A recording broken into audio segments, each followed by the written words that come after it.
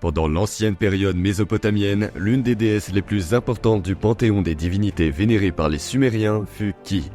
Chaque élément du cosmos était incarné par une divinité dans le panthéon sumérien, la Terre ne faisant pas exception.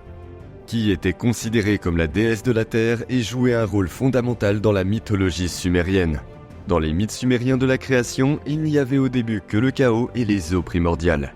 Les dieux Anu et Ki sont nés de ce chaos, représentant les cieux et la terre. Ki était associé à la fertilité, à la nourriture et aux pouvoirs vitaux de la terre, ayant la capacité de générer et de maintenir toute vie. Ki était profondément lié au cycle des saisons, la déesse assurait la fertilité de la terre pour une agriculture réussie et des récoltes abondantes.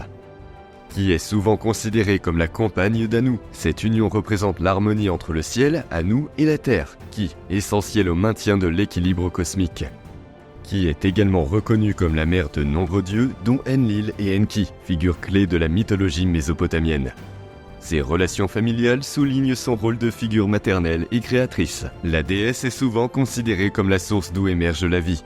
Son lien avec la fertilité et sa capacité à maintenir la vie sont des aspects clés de son culte et de sa vénération. Son adoration était plus étroitement intégrée aux pratiques quotidiennes liées à l'agriculture et à la fertilité de la terre. Dans la cosmologie sumérienne, Ki est le socle sur lequel les autres éléments du cosmos sont structurés. Elle est l'élément fondateur, littéralement et symboliquement, du monde sumérien.